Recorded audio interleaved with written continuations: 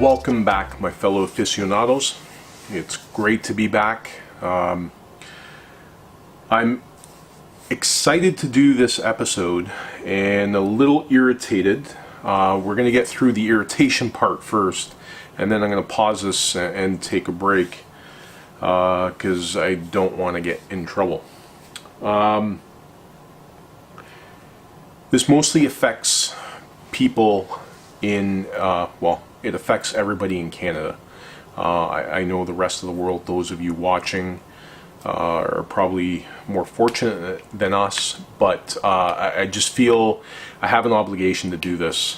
And they're trying to pass the S-5 bill. What is that, you ask? It's basically they want to take all the premium cigars that we enjoy and have them in plain packaging, which meaning black and white, and the bands as well. I talked about this in the previous videos, but it's really starting to strike a nerve with me. I know it's hard to get your head around it. It's not a cigarette. It is not a typical product that any kid, let's just get to the point. I mean, they're doing this because they're trying to deter young people, or thinking that it's a thing. Kids aren't the ones buying the cigars. They don't have the funds to buy cigars. It's not a cheap hobby to buy cigars. So that's where it starts to really irritate me. Then what really topped it off with Altera, and I'm probably going to get in shit for this, but they come out and basically they own, I don't know, 50%, 45%, 50% of the market in the US, and they're the ones that back Nate Sherman cigars and are saying no, don't exempt them. So what I did, I gladly smoked my Nate Sherman and gave away the rest of the two, and I thought, Nate Sherman, we'll just do this, because I will never ever buy another Nate Sherman cigar, and I implore the rest of you to do the same, because this is basically what they're trying to do to the Canadian market. And I'll just put that there. I am done with Nate Sherman cigars. Won't buy them anymore. So please, for those of you in Canada, go to your local MP, voice your opinion on the S-5 bill. I know you may be thinking that you're one person and can't do it, but this is the thing with democracy. When everyone gets together, things can get changed, done, accomplished. So please do yourself a favor, do everyone in the cigar community a favor. Go to your local MP and voice your opinion, and we'll hope for the best. But this is just, it's really starting to strike a nerve with me now, and I don't want to spend much longer on this because it really does get me riled up, and I don't want to say or do anything that's going to get me in trouble on this channel. So anyhow, we'll leave it at. Alright, I am back. Now let's get on with the good stuff. So we have some Q&As, and we're going to get into, no, I'll save this after. But let's do some Q&As. So the first one, a friend of mine, Romano, actually brought up a really, really good question. He's like, have you ever encountered an amazing smelling cigar that tasted flavor-wise so bad? Wow. And I really had to sit back and think. And to be honest with you, man, like, No, like I'm trying to go back as far as I can remember, and no, honestly, I've never had it where I had a good smelling cigar that tasted bad. No, normally, I mean, I'm sure it's happened to someone out there, but for me personally, if it smelled bad, it was bad. But if it smelled good, I've never had that. That is really, really interesting. But yeah, if someone else has encountered the same thing, please feel free, post, and if you can, if you remember the Marca and the Vitola, I mean that would be very informative. Very interested to see who else has encountered that issue. But me personally, I have not. But that being said, doesn't mean no one else has. The next question, I'm ooh, okay. I'm not gonna say. I don't know how to say your name, so I'm not gonna.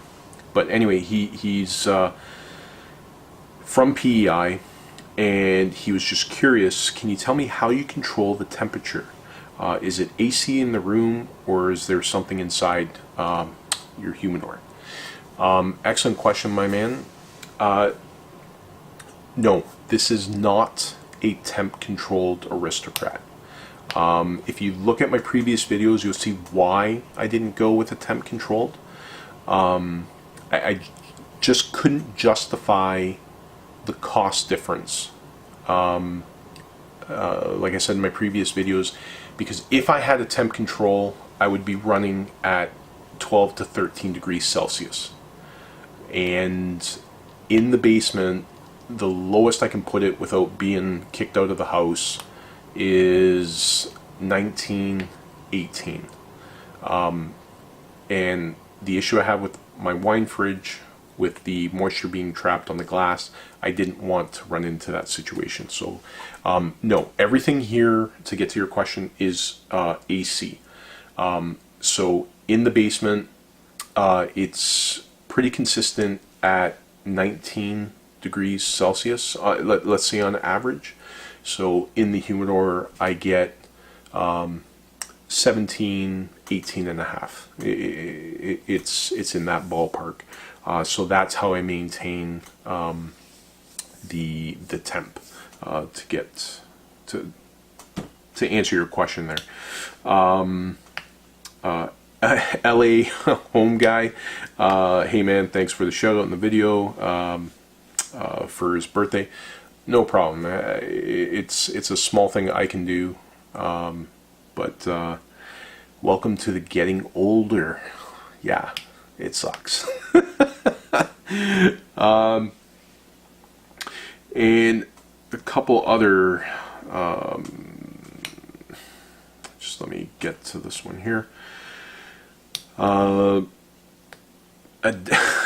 Every time I say this name, a dead banker is a dead wanker.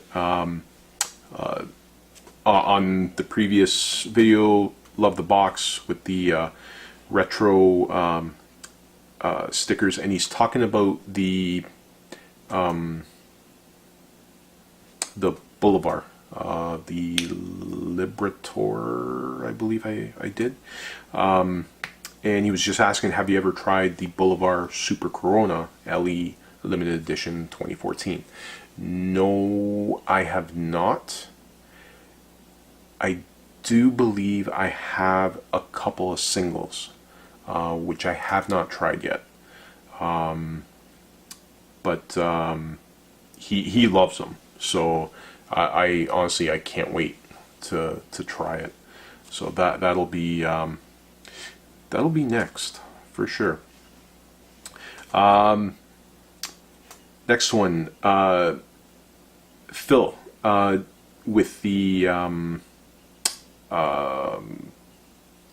Monte Cristo Maltus, wanted to know, did I smoke one? No, I did not.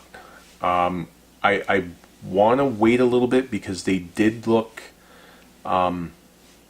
they smell good. There is no ammonia smell, so I'm assuming they're good to go. They just seemed a little bit fresh, the way they were packed. So I typically let them rest 2 to 3 months, unless it's something that really piques my interest and I can't wait, because I am like that. But no, normally I let them rest a couple months before I actually have one, and I do have one just so I can see where the flavor profile is at the time, so I can compare later, right? But I have not had one yet. I will, and when I do, you will be the first to know. Okay, so maybe the other ones, the other questions I'll get to at another time. We'll try to, I don't want to make these too, maybe I'll break this up in a couple episodes so it's not too long for you guys. Yeah, let's do that. We'll end that here. I'm going to continue shooting. I want to get to Pat. Dude, we'll talk about that in the next video. But as always, hit like, subscribe, guys. Keep the comments going. Share info. I mean, I'm sure I will never claim to be a pro. I'm always learning, always looking, always reading.